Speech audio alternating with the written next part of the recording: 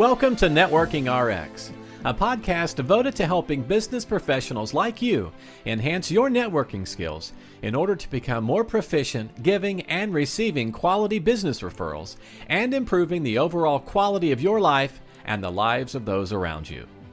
The Networking RX podcast is a production of AmSpirit Business Connections, an organization whose mission is to empower business success through networking. Welcome to the Networking RX podcast. I'm your host, Frank Agan, founder and president of AmSpirit Business Connections. Today I have another great guest. As our ongoing subscribers know, often on this podcast, I'm sharing ideas, insights, and best practices for building professional relationships and excelling at business networking. Occasionally, however, I will be interviewing subject matter experts, authors, speakers, thought leaders, social scientists, and these people share their knowledge to help us build relationships as well as understand why we do the things we do. Today's guest is David Fisher, goes by D Fish, and he's a speaker, coach, and he's the author of 12 books, including the best-selling Hyper-Connected Selling, and then another book called Networking in the 21st Century, Why Your Network Sucks and What to Do About it. D Fish helps salespeople, business owners, and entrepreneurs understand the sales Sherpa path, where social media, networking, and traditional sales skills are the key to providing value and staying relevant. D Fish, welcome to the program. Oh, thank you so much. I'm fired up to be here. Let's do this. 12 books, man. You got me beat. That's good. I don't know if that's an award to shoot for. I think once you get to over 3, you're fine. Yeah, no, but if you have something to say it. That's the way I look at it. With my first book, I wrote it, and I had a friend who is not. He's a friend, but he's not somebody who's shy to tell me what he thinks, which is exactly what you need. He sat down with me and he broke my heart, and he said, "You need to cut out 120 pages," which it broke my heart. It's like, really, but I've just found that there were uses for those other 120 pages. So one book turns into 2, as you're writing, okay, I can't do this. I'll just do it here. And so, exactly. Yeah. So why does your network suck? Why does my network suck? Why do people's networks suck? That's a wonderful question. I know a great book about it. Yeah, there you go. At the core, I think for many of us, there's a couple of challenges. One is that we have an incorrect perception of what networking is, right? And I think for many of us, the conception of networking that has kind of come through us kind of through popular culture, et cetera, is this idea of just going to the networking events, passing out a bunch of business cards. I mean, this was, of course, pre-pandemic when we could do that. And you'd just look at networking as a numbers game. And because of that, the people that we're seen as quote unquote great networkers were often the ones that we didn't really feel comfortable around. And so because of that, because we're like, oh, I don't want to be that smarmy sales guy that's just passing out business cards, we go, I don't want to be that person. And so I'm not going to network, right? Yeah. And so we didn't put any time, energy, or thought behind that. So I think kind of having that incorrect perception was a big part of it. And then it's also just really hard for the way our brains are wired, which is very much around creating a small group of people that we talk to and see regularly.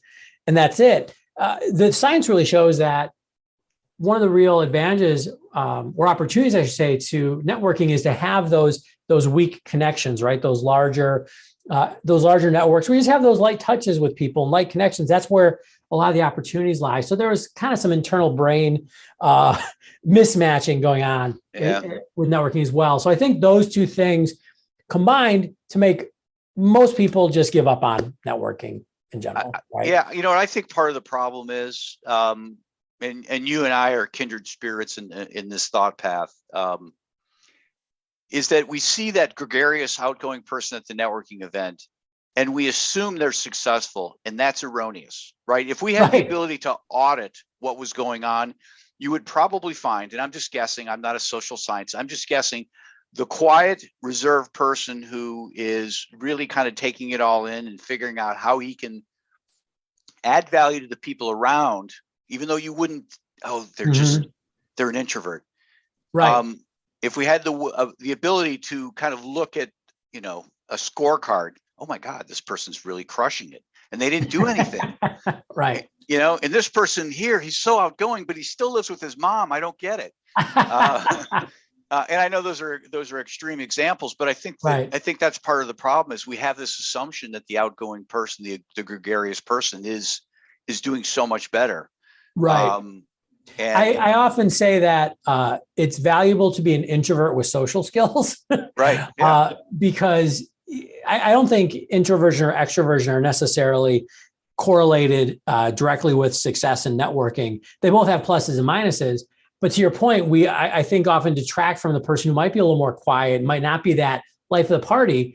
But if you really look at networking, which I do, and I know you do as well, as a series of relationships, right? Relationships don't mean just going to a party with somebody. Sometimes it's having that conversation over a cup of coffee, or that one-on-one conversation, even by email or LinkedIn, or just to your point, finding ways to be of service to other people. That doesn't require going to that networking event and being the loudest person in the room to find that success. Well, and I don't even know if you necessarily need to go to that networking event. I think people... Not always. Yeah, right. I mean, people, you know, that's, to your point, they're giving up on it. Like that is the only path. Yeah. And there are other ways of getting yourself networked out there. Yep. But we just think, okay, if it doesn't have if it's not listed in the business section under networking events, right, it doesn't count. Yeah, 100%. But it does count. Yeah, but it does count. And that's, that's why people think networking sucks. I mean, the number of people I started writing and really speaking about networking over, since I started my company, so that's 16 years ago. And the number of people who I'd say, I do a lot of, speaking and coaching around networking, and they go, yeah. And like, they're like, I should do that more. It's not a priority, or I hate it, or I feel weird. And it gets that idea that we just have this, as you said, erroneous conception. And there's just so many different paths. And what's really heartbreaking is that a lot of people, if they just did little things to build those connections, to stay in touch with people, there's so many great opportunities that can come through our networks. Yeah. But yeah, people know that they have challenges. They just don't know how to fix it. Yeah.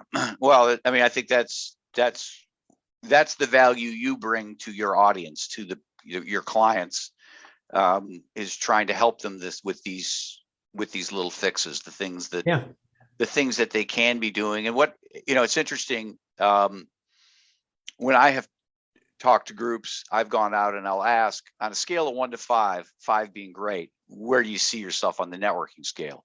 And I get a lot of 1s and 2s. Yeah. And I'll push back on it. And I'll say, okay, you really think you're that bad? It's like, okay, you're married. How do you find your spouse? How do you find a babysitter? And there's this equating of networking and sales. Right. Kind of being out there and doing those sorts of things. And so people don't give themselves credit for the things that they are doing. You're more successful than you think. One of the goals that I have in a lot of my work is just helping people make a lot of the kind of, to your point, the hidden networking skills that we have, going to a party, meeting socially with people, finding that significant other. One of the things I try to do is really help people find ways to become intentional with that activity, because that's really the key to, I think, a lot of really successful networking and people that have built really, I don't know if you want to call it impactful networks, is just that they are intentional about it, right? It's one thing to be like, I might go to a party and meet somebody and maybe they'll introduce me to somebody I can date. That's all well and good. Right. The difference is to go, okay, I am going to put myself in environments where I could meet new people, in this case, in a business context. And if I meet people who, to your point, who I enjoy being with, who I think I could add value to, or vice versa, I'm going to be intentional about following up, right? Sending that email or having a cup of coffee, whatever that looks like to you. But it is just, we have the skills, right? Mm-hmm. All networking relationships, business relationships, they're just human relationships. And unless you live under a rock and you're a hermit, you know how to do that. Right. It's just putting that into that business context and realizing, oh, I know I can take these same interpersonal communication skills and port them into a professional setting and still be successful with it. No, I think that's a great point. I remember years ago, and I had a stint in public accounting as a tax consultant, being at a party, just a gathering of people. And I don't even think I was invited, to be perfectly honest, but I found myself there. And there was a woman there who was talking, she was talking about their company and that they were going to be changing auditors, and I just seized on that moment, Yeah. I wasn't, really, I didn't try and sell her, can I talk to you next week? Because I think right. we would be interested in that. And actually getting the work, I didn't do it. It was one of the partners actually did the work, did close the deal. But I brought it to the table and I got pats on the back and probably a bonus out of it. And, but, people wouldn't, that's just a Saturday night party, there's beer, it doesn't count. Hey, all the best networking happens over beer. Right. Well, yeah. My boss we would beg to differ. It counted, right? Yeah. You said something interesting earlier, which I kind of want to point out, because I think it is important to say. You made this connection between networking and sales. And you said that a lot of people equate the two, and that's why they feel maybe a little dirty, or they don't like networking because they do equate it with sales. I'll flip that and say, I come from a sales background. I'm very comfortable, with selling. I think that the best networkers are great salespeople, whether or not sales is in their title. But, and this is the important distinction, that if you view selling as being of service to people, like I had a mentor early on say, you don't sell to people, you sell for people. Right. Networking, that's a great story you just shared, because you're like, hey, you're looking for a new auditor. We might be able to help, do you want to talk? It wasn't like, hey, I want to sell you. Is, hey, I want to be of service. Right. Well, maybe where the breakdown is how people define sales. And I think a lot of people look at sales as, I need to convince somebody to buy something that they don't necessarily need. And in reality, the true nature of sales and where it crosses with networking is, you need to get yourself out there and build relationships. So when there are people out there that need what you have, they're coming to you. Now, you still need to sell them on the notion that, hey, it's you as the price and the quality and all that stuff needs to come in, but you're not having to convince them that, they need, 6 years of coaching with you or whatever it might be. In hyper-connected selling, I wrote about a concept I called the sales Sherpa path. And if you want to take sales out of the title, it's fine. It's the Sherpa path. But it comes down to this idea of selling through networking, which is building a relationship first, right? Just positioning yourself as a guide, as the expert, as that resource. Because what I found over my career is that the most successful sellers, and these are people who have the word sales in their title, are not the ones who are, hard selling or pitching people, as you said, trying to convince others. They're really the ones who build relationships first and position themselves in the minds of their network, both prospects and clients, or people that could refer business, et cetera, and just say, hey, if you have somebody who needs help in this area, imagine that really established real estate agent in an area, the person who can say, hey, if you want to buy a house in this area, I've got some expertise. I can make that decision a little easier, the whole process faster, less painless, give you less risk. Right. That to me is really what we want to do with our networking, is really just position ourselves through relationships as that resource that people can opt into. And that could be to buy your product. It could be to hire you. It could be to partner with you, whatever your goals are in your networking. My question, I'll throw this at you, and we could probably kill a whole episode on this, or not kill, that's a bad word, but you know what I mean? Where do we get it so wrong? There's movies out there. What is it? Glengarry Glen Ross.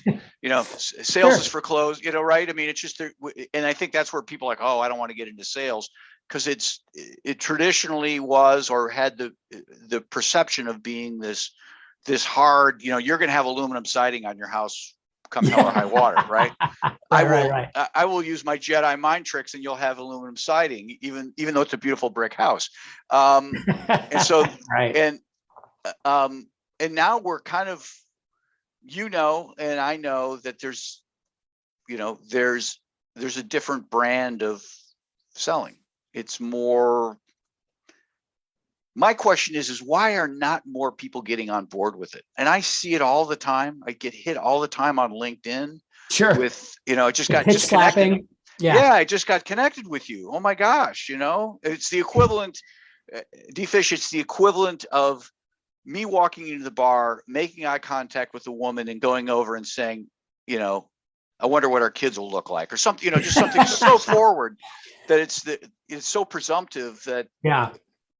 I use that exact same example when I talk to people. You wouldn't go to a singles bar and say, "Hey, you want to get married?" Right. And that's what somebody sends you a connection request on LinkedIn. "Hey, thanks for accepting my request.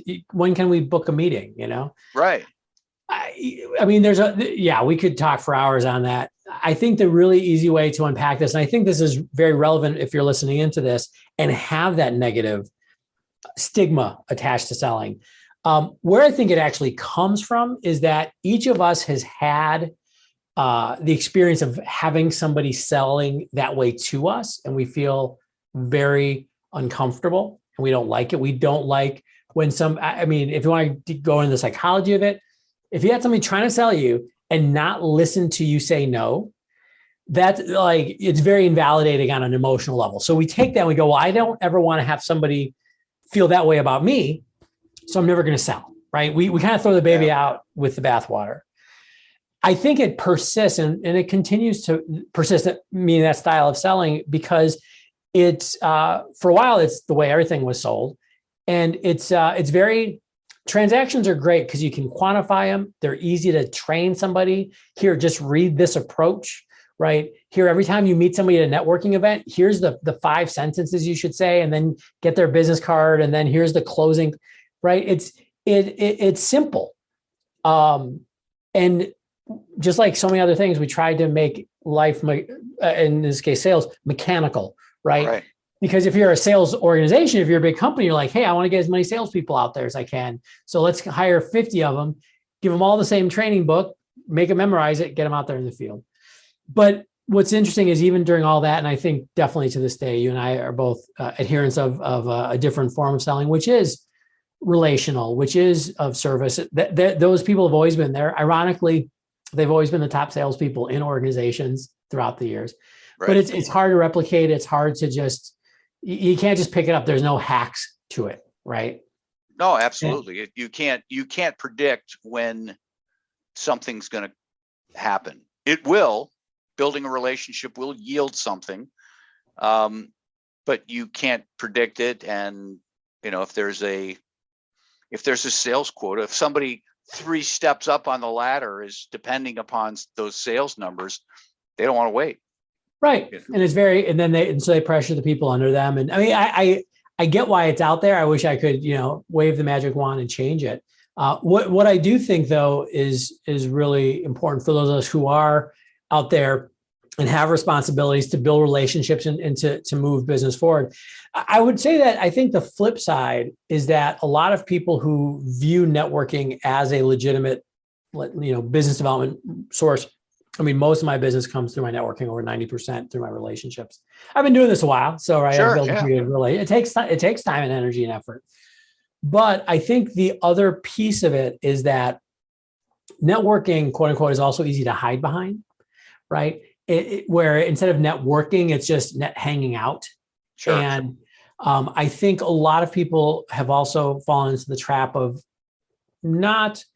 And I don't know if this is a lack of confidence or just a lack of skill set, but a lot of times they will forget to be like, hey, there is an opportunity to help this person. I'm going to ask if we can have that meeting, right? It's almost like they're afraid of being pushy. So they're not actually assertive when they're like, I can help you. Can we have a meeting? Because, we've built some trust and everything, but you're talking about a problem that I solve. I'd like a chance to share that with you. Or just floating out to them, these are the problems I solve. If you have this or know somebody who has this, keep me in mind. In the meantime, I'm here to serve you beyond what I sell. Exactly. And that's, that's a difficult thing. But like you say, the people who are successful are the people who have taken that on. and and develop those skills, right? I mean, yeah, it's not easy, but it's also it's not rocket science, right? No. But it takes some intention, it takes some effort, it takes some time. There's no shortcuts to success as much as we'd like there to be. So yeah, that's unfortunately, that's not like the easy answer. I mean, you probably get this question too. What's the one thing you can do to network? And you're like, okay, that's not how the world works. There's no one secret that you need to be successful. Well, I think a lot of times when I get that question, people are looking for they're looking for the magic bullet. They're looking for the silver bullet, or the magic wand or whatever. And I'll tell people, you probably say the same thing. If you need to make quota by the end of the month, networking is not your tool. Exactly. If you need to make quota for the next 5 years, a year from now, and then for the next 5 years, yeah, networking is for you. So you get out there in that sales position. Don't buy that car you can't afford. Don't, the apartment, don't have all those trappings. It's going to be a slow burn, but it's going to serve you in the long run. And you got to plant seeds, and it's always a balance. One of the things that I talk about in some of my books, I do a lot of work with organizations on LinkedIn and with salespeople and professionals around using digital tools. And I'll be like, hey, that's just one channel. Right. Yeah. If you think that all you're going to do is like hang out on LinkedIn all day and get business, you're sorely mistaken. You've got to use all of the channels that we have available to us. And in the end, networking, in the 21st century is a lot of fun, but it's also very different than it was when all we could do was go to that Chamber of Commerce event or that industry trade show. We still have that. I mean, we lost it for a couple of years. We'll be back. Pandemic. It's coming back. Knock on wood. People are going to be safe, and I love to see that in our rearview mirror. But there's still going to be that. They're still going to be picking up the phone. There's going to be Zoom calls. There's going to be LinkedIn. There's going to be other social media channels or digital channels. What we're really looking at, I think, is using all of these tools to establish that human-to-human relationship, and then do business through it. And so the more you can adopt all these, and some have different time horizons, there's nothing wrong with picking up and calling somebody these days. Absolutely not. Yeah. But to your point, you want to plant those seeds that you're going to continue to be able to harvest for years to come as well. Have that balance is so important. Let's shift gears here as we kind of wind down. I want to talk about your practice, what you're looking for, how the audience can help you, and great. How can people get a hold of you? Just shout. No. Yeah, there you go. Smoke signals. I mentioned before, I do a lot of work with people on LinkedIn. So I'm always there. Not always, but every day at least. So you can always find me on LinkedIn, linkedin.com/IamDfish, IAMDFISH. We also have a landing page for all the listeners. So if you go to davidjpfisher.com, that's kind of my online home.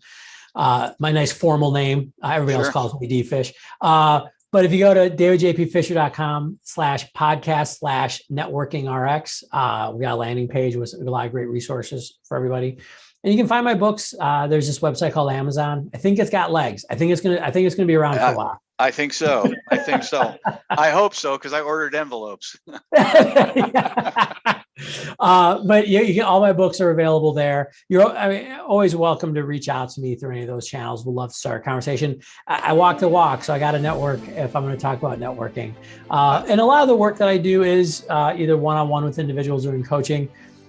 These days, because of the pandemic, because people were forced to realize that, hey, this digital world, this hybrid world is going to be here for a while. I work a lot with organizations and individuals on leveraging the digital tools, making sure they have a great presence, and then talking about how to connect, how to create engagement, how to talk and actually bring some of these interpersonal communication skills from the offline world into the online world. Well, I appreciate your time today. This has been awesome. Thanks for joining us on the Networking RX podcast. Please put what you've learned into action today and let us know if you have questions, comments, or ideas for future topics. You can email them to us at podcast@amspirit.com. That's AMSPIRIT.com. Finally, so you never miss an episode, be sure to subscribe to the Networking RX podcast through iTunes, Overcast, or however you receive your podcasts. Now get out and network with someone. The Networking RX podcast is the copyright production of AmSpirit Business Connection. All rights reserved.